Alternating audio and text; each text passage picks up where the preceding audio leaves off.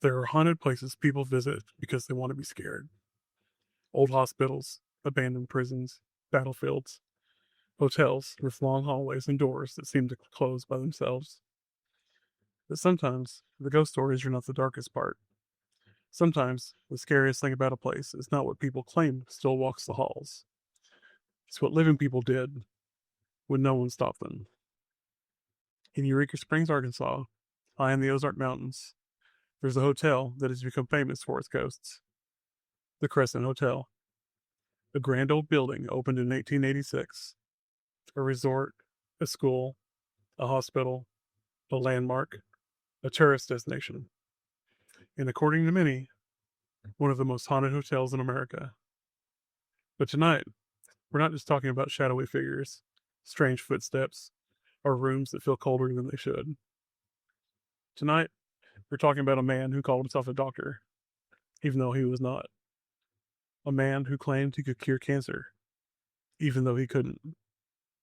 A man who took desperate people, desperate families, and desperate hope, and turned all of it into money. His name was Norman Baker. And the ghosts may be what made the Crescent famous, but Baker is what makes the story ugly. Let's tune in.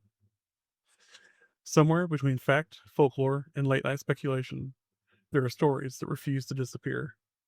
Signals hidden in the noise, legends whispered in the dark, and mysteries that somehow feel stranger the deeper you dig. Welcome to Dead Signal Radio.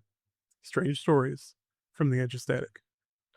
I'm Michael, and tonight we're going to Eureka Springs, Arkansas to talk about the Crescent Hotel. This episode is a little closer to home for me. I live in Arkansas, and Eureka Springs is one of those places in the state that feels familiar and strange at the same time. It's beautiful, it's historic, it's touristy, it's built into the hills in a way that makes the whole town feel like it's stacked on top of itself. And it has that Ozark atmosphere where everything can feel charming in the daylight and a little haunted once the sun goes down. I've actually visited the Crescent Hotel myself. I've walked through it, I've seen those halls, and once you know what happened there, the place feels different. Because yes, the Crescent is famous as a haunted hotel, but before we get to the ghost stories, we need to talk about the real history. And specifically, we need to talk about Norman Baker. Not as a quirky eccentric, not as a colorful showman, not as some harmless oddball from the past. Norman Baker was a fraud. He preyed on sick people. He sold false hope. And if we're going to tell the Crescent Hotel story honestly, that has to be the center of it. The Crescent Hotel opened in 1886, and from the beginning, it was built to impress. This was not some little roadside inn. It was grand. Stone walls, tall windows, a commanding position above Eureka Springs, a hotel meant to attract wealthy visitors to the Ozarks. At the time, Eureka Springs was already tied to the idea of healing. People came to the town because of its springs. The water was believed by many to have curative properties. That idea helped shape Eureka Springs into a destination, a place where people came for looking for rest, beauty, health, and maybe even a miracle. So the Crescent fit that world perfectly. A grand resort overlooking a town built on the promise that something in the hills might heal you, and that matters. Because decades later, Norman Baker would exploit that exact idea. He didn't invent the hope attached to Eureka Springs. He weaponized it. Over the years, the Crescent went through different lives. It was a luxury hotel. It later operated as a school. It fell on hard times. And like many grand buildings, it had periods where it seemed to be searching for a purpose. And then, in the 1930s, that purpose arrived in one of the worst possible forms. A man with money, a man with a microphone, a man with a white suit, a man who knew how to tell a story. Norman Baker. Norman Baker was born in Iowa in 1882. He was many things over the course of his life: inventor, showman, radio personality, businessman, promoter, politician, conspiracy peddler, medical fraud. But one thing he was not was a doctor. And that didn't stop him from acting like one. Baker understood publicity. He understood spectacle. He understood how to get attention. And maybe most dangerously, he understood how to talk to frightened people. He had a radio station. He had publications. He had a public persona. He presented himself as someone brave enough to expose the truth. Someone fighting corrupt doctors. Someone standing up to the medical establishment. Someone who had discovered what others supposedly wanted hidden. If that sounds familiar, it should. Because that sales pitch never really goes away. The names change, the platforms change, the technology changes, but the pattern is old. Tell people they're being lied to. Tell them the experts are corrupt. Tell them that you alone have the answer, and then sell them the cure. Baker's target was cancer, and that is where this story stops being merely strange and becomes genuinely cruel. Cancer is terrifying now. It was even more terrifying in the early 20th century. Treatment options were more limited, public understanding was weaker, desperation was easy to exploit. If someone you loved was dying, and a confident man said he had found a cure, you might want to believe him. That's the part of this story that makes me angry. Because Baker was not just selling a bad product, he was selling hope to people who were running out of it. And that is one of the lowest things a person can do. Baker claimed to have a cancer cure. He advertised it aggressively. He told people surgery was unnecessary. He attacked mainstream doctors. He positioned himself as a crusader against the corrupt medical system. But his so-called treatment was not a cure. It was quackery. Baker's supposed cancer remedy has been described as a mixture involving ingredients like watermelon seed, corn silk, clover, water, and carbolic acid. That's not medicine. That's not oncology. That's not a breakthrough. That is a sales pitch in a bottle. And Baker knew how to sell it. He used radio. He used pamphlets. He used bold claims. He used fear. He used distrust.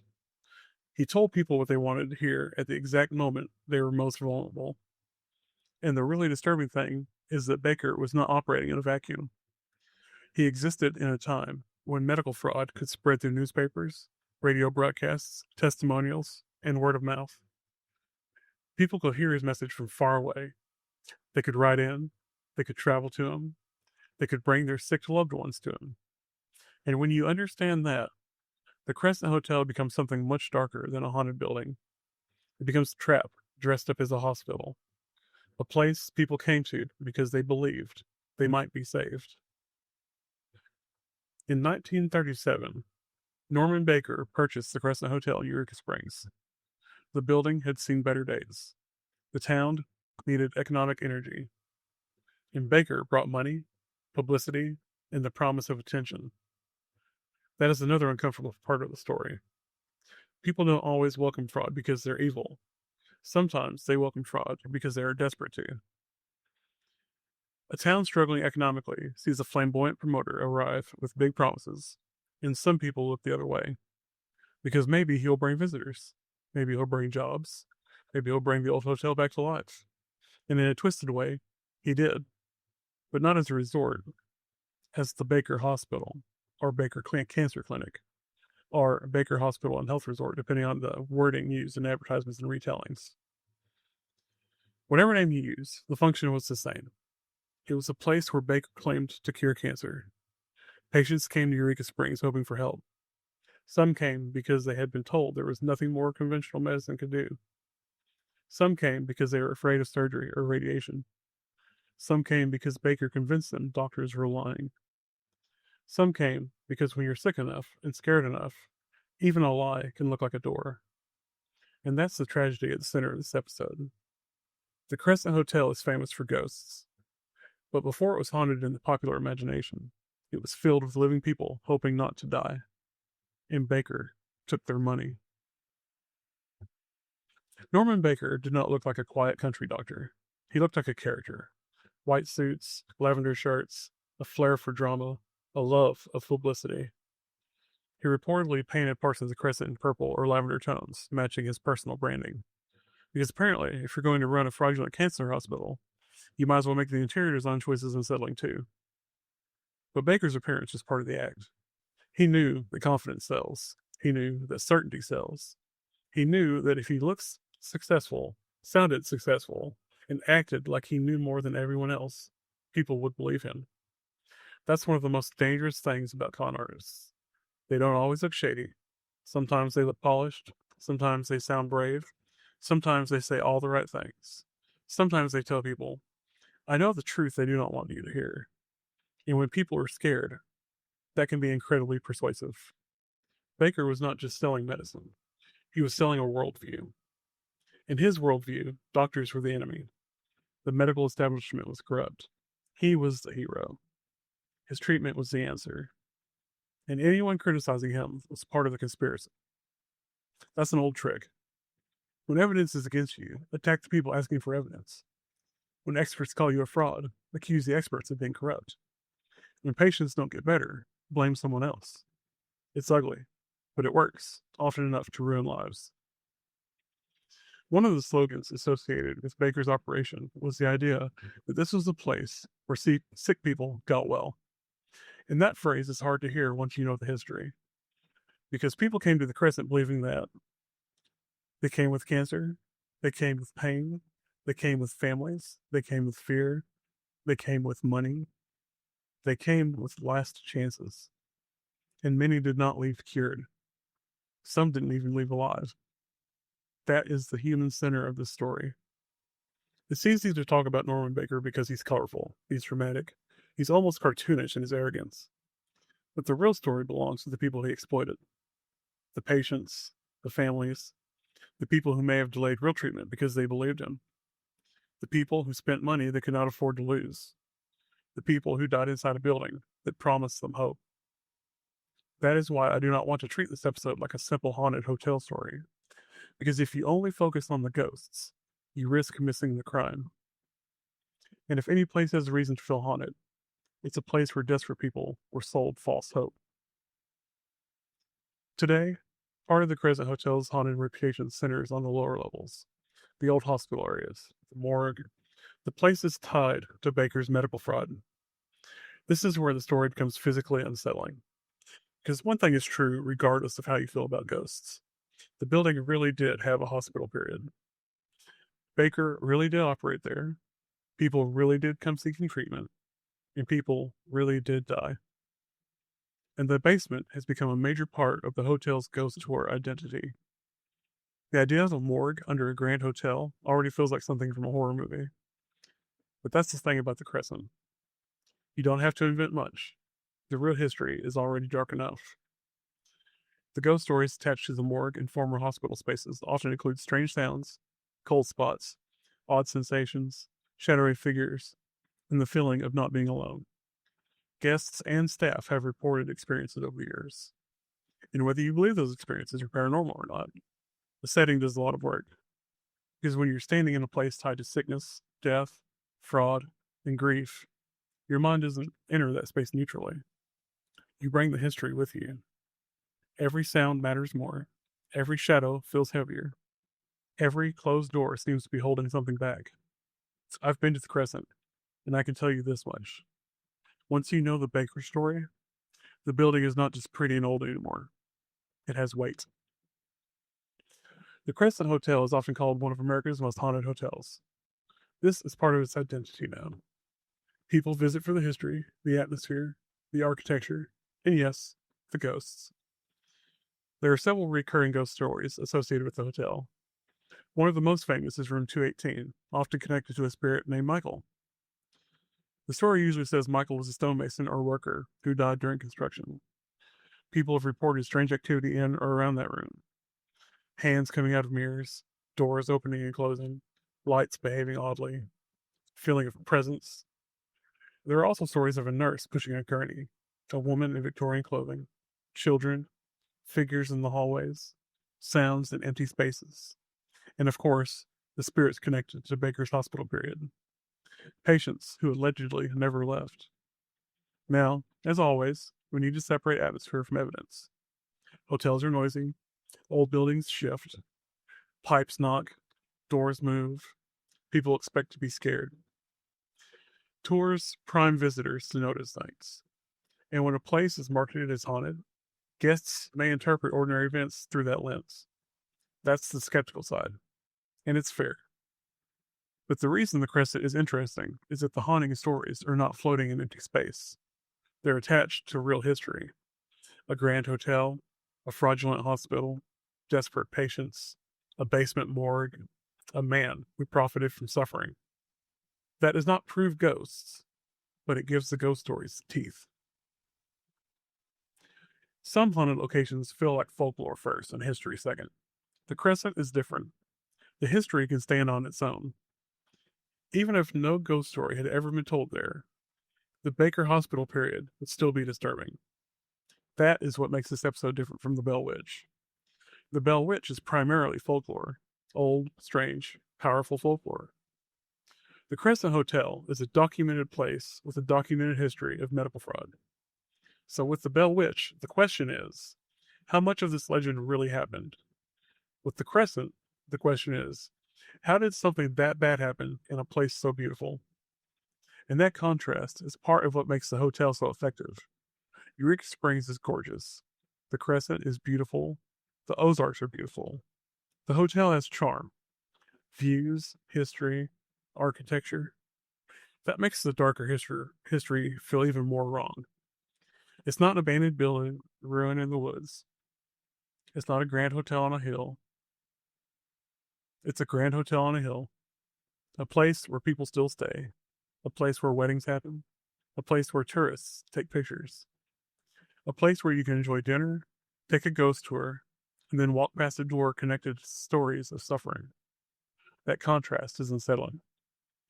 Beauty above, rot underneath. That is the Crescent Hotel. Norman Baker did not give away or get away with it forever. Authorities eventually caught up with him. His claims, his mailings, and his fraudulent medical operation brought legal consequences. He was convicted of mail fraud and served time in federal prison. But even that feels inadequate when you think about the people harmed. A few years in prison does not balance the scale. Not against false hope, not against suffering, not against families who believed they were buying time and instead bought a lie. And Baker lived until 1958. That detail bothers me. Not because every villain in history gets a satisfying ending, most don't, but because Baker's story is a reminder that harm does not always look dramatic in the moment.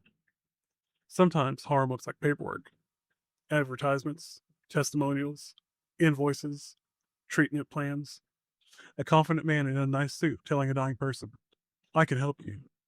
That is horror. Not the kind with jump scares, but the kind that sits in your stomach. So what do we do with the ghost stories? That's the tricky part, because I don't want to dismiss them entirely, but I also don't want to let the paranormal reputation overshadow the real victims. If people say they have had strange experiences at the Crescent, I believe they experienced something. That does not mean I automatically know what caused it. It could be paranormal, it could be environmental, it could be old building noise, it could be expectation, it could be the mind responding to a heavy place. It could be a mix of all of that. But I understand why the Crescent feels haunted. Some places feel like they remember. Not literally, maybe, but emotionally, historically, architecturally. You walk through them and feel the layers: the resort, the school, the hospital, the hotel, the tourists, the patients, the staff, the stories, the deaths, the fraud, the legends. All of it stacked together. That's why I like the phrase, the rooms that remember. Because whether or not the dead walk the halls, the building carries a story. And sometimes that's enough to haunt you. Since this one is close to home, I want to be clear about where I land. I love haunted places. I love old hotels. I love ghost stories. And yes, the Crescent absolutely has that atmosphere. When you're there, it feels like the kind of place where a story could follow you down the hall. But for me, the real haunting is Norman Baker. Not because he's a ghost, because he represents something that is still with us. Medical misinformation, predatory confidence, miracle cures, distrust turned into profit. People being told that doctors are lying and only the salesman knows the truth. that is not locked in the 1930s. That still exists. Different names, different platforms, different products, same pattern. And that is why Baker makes me angrier than almost any ghost can scare me. Because ghosts, if they exist, may be echoes of the dead. But fraud like Baker's hurts the living. And it hurts them when they are most vulnerable. So, yes, the Crescent Hotel may be haunted.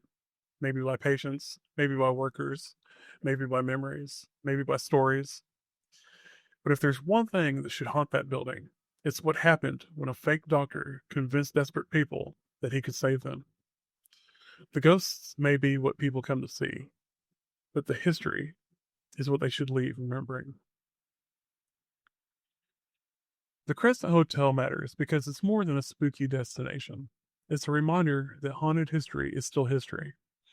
Behind every ghost story, there may be real people, real pain, real choices, real consequences.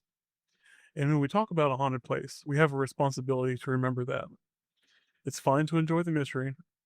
It's fine to take the ghost tour. It's fine to wonder whether footsteps in the hall belong to someone who checked out a long time ago. That is part of why places like the Crescent endure. But we should not let the atmosphere soften what Baker did. He was not misunderstood. He was not ahead of his time. He was not a persecuted genius. He was a con man. And the people who came to see him deserve better. That is the truth under the ghost story. A grand hotel in the Ozarks, a fake cure, a false doctor, a basement morgue, and rooms that one way or another remember. That's all for tonight. Thanks for spending a little time with me here at Dead Signal Radio. If you enjoyed tonight's mystery, follow along for more strange stories, legends, hauntings, and late night rabbit holes.